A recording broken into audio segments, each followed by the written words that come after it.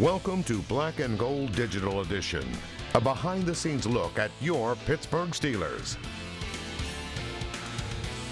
Hi, and welcome to Week 10 of our digital show. I'm Jay Puskar alongside Mike Fenner and Kent Urbanski. And guys, we joked last week, all the Pittsburgh Steelers had to do in picking up a victory against the Dallas Cowboys was to basically show up. Well, they did that, but they needed a fourth quarter comeback to walk away with a victory. Team history, though, they are 8-0 for the first time in franchise history. And Kent, what did you take away from that contest? Because they had a lot of work going into that fourth quarter to do. Right. Yeah, I thought that the game plan going into that into Dallas was very generic, and that they weren't moving the ball. I think Dallas was plugging the lanes and the gaps real quick, trying to stop that run.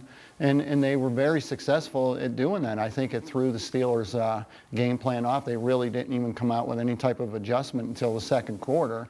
And yeah, they were in a dogfight the whole time to get to 8-0, but they're 8-0. And last year they struggled to win games like that. They even struggled to get to 8 or 9 wins, and they're already there. So hey, they're 8-0, and they're coming back home to face the Bengals team. And Mike, it's been one of those things throughout the course of the season. The theme has been just not being able to play 4 quarters of football, and we saw it yet again in Dallas where, things were very slow in the first half, and then they got it going when they really needed to. But in their defense, Ben Roethlisberger getting shaken up late in the first half of play. You had a lot of inconsistent moments in that first half as well, but it just seems like that's been their bugaboo throughout the course of this season of playing all 4 quarters and playing it well.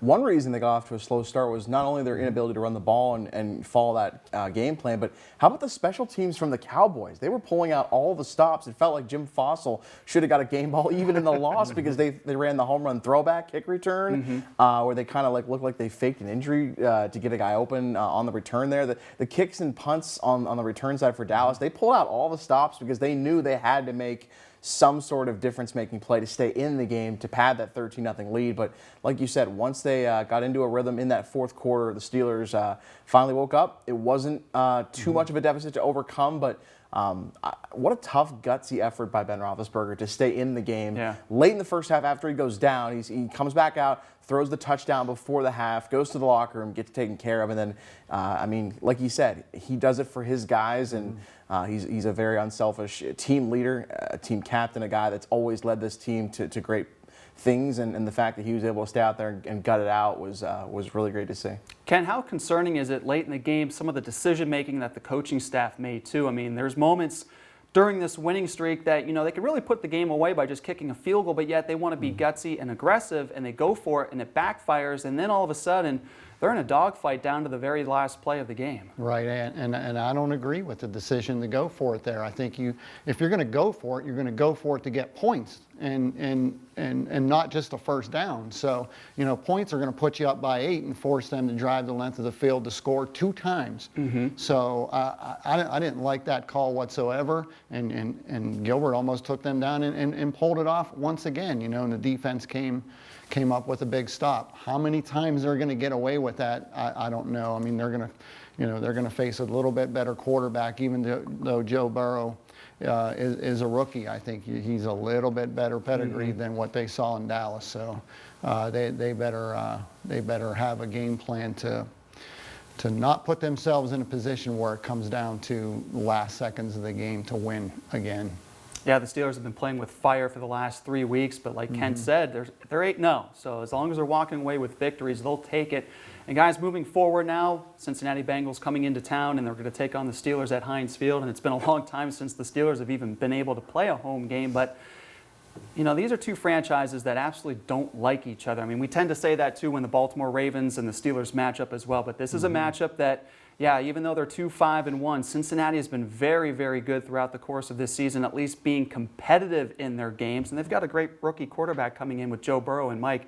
It's going to be an interesting matchup to see how this defense really stacks up, especially the secondary, because Cincinnati still has some weapons at that wide receiving core. Yeah, T. Higgins has proven to be a really successful rookie so far, a productive guy out of Clemson, worked well with Trevor Lawrence in college, and he has translated over to another elite college-level quarterback that's now translated to a rookie quarterback in Joe Burrow. Tyler Boyd, the former Pitt star, everyone around here is very familiar with that guy, and kind of a slower-ish start to his career. He's had some highlights, but I think this year he's really put it all together, and he's become more of a complete package type player because they need those 2 guys with A.J. Green he's a shell of himself right now. He's really not, he's in the twilight of his career. He's not going to have quite the lengthy career that Larry Fitzgerald has had or other guys like that. He's really fallen off, I think, in the last year or so, and because of injury and because of just decline. And but those three together, I think, sample the tight end as well, the way they can mix and match, throw the ball to the running backs. Joe Mixon, when healthy, Giovanni Bernard, a nice compliment. They have a lot of different weapons that they can utilize, but their biggest problem is keeping Joe Burrow upright, getting the ball out quickly, and their offensive line has had some big struggles this year. And Kent, at the time of the taping of this digital segment, we're not sure about Ben Roethlisberger's status because it was made aware of us throughout the week that, several players, based on contact tracing, had to do some quarantining, and they were on the list for COVID-19, so Ben was on that list. If he's able to pass his test with negative results, he should be able to start this weekend. But if he doesn't, how much of a concern is that going to be for the Steelers moving forward? Either Mason Rudolph or Josh Dobbs will get the start. A lot of those guys got the snaps this week at practice. Yeah, I think if that scenario does happen, it's a little bit of an issue for the Steelers, although it is a home game. I still think they have a better football team.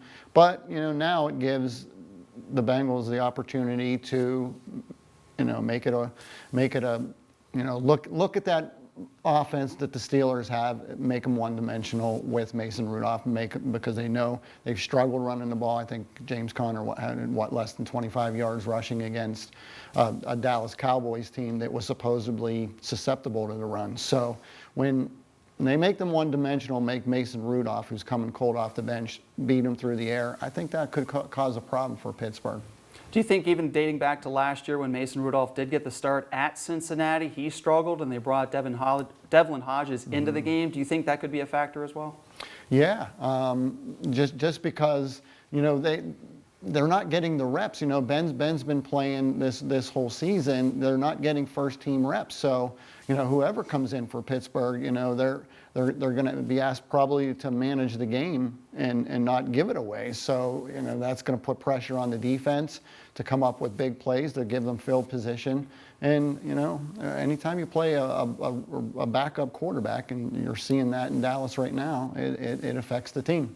Mike, a great start for this running game, too, depending on who was getting the ball out of the backfield. They were always flirting with 100 yards rushing, even maybe getting a touchdown or two. But now it's kind of dropped off a little bit the last 3 weeks. Now, granted, the opponents that they've faced have been pretty good, too. But any concern that this running game needs to kind of get reestablished and get that momentum back? Well, if you don't have Ben, there's no better time to get the ground game going by using different guys. I think you look at Connor, you look at Benny Snell with more of a heavy dose, even Anthony McFarland, the rookie out of Maryland, and just get all three of these guys some touches. I think this could be a perfect formula for them. It's kind of a 2-for-1. It's like you need to get the ground game going, and now this is the reason they're going to be able to try to win the game is because they might not have their starting quarterback. It's kind of, I think that's going to be their big formula to try and get the ground game going, is that this could be the way to kind of remedy not having to drop back and throw the ball 40, 50 times. They need to do that with Ben or without Ben. You know, they have not established a running game since probably playing the Browns. So they got to get some balance going there, and I think that all starts with the offensive line. They've not been run blocking very well this whole entire year. Kent, is that the key to being 9-0 when it's all said and done this weekend? Yeah, I think you need somebody from that team, and I hope it's James Conner, because he's their workhorse. It needs to have a 100-yard football game here in order, to take some of that pressure off of the passing game and balance that out. Mike, what's the key for them to go 9-0? Don't let Joe Burrow get comfortable. If they can get immediate pressure on him early in the game and really just force a lot of havoc up front and make him get off his spot to where he wants to step up and throw the ball, I think that's going to be the biggest key. If you let him get comfortable and settle in like he did 2 weeks ago, they're off their bye now, but 2 weeks ago, their 31-20 win over the Titans, he got comfortable early and there was no pass rush that bothered him. So the Steelers obviously have the best team in terms of sacks and one of the best pressure defenses across the league. If they can be who they are, do that from the jump, Burrow's going to have a long, uncomfortable day on the road. All right, guys, it should be a lot of fun this week at Heinz Field as the Steelers welcome in the Bengals. And once again, thanks for tuning in and watching the show. For Mike Fenner and Kent Urbanski, I'm Jay Puskar. Thanks for watching, and we'll talk to you next week. Thanks for watching. Join us again next week for Black and Gold Digital Edition.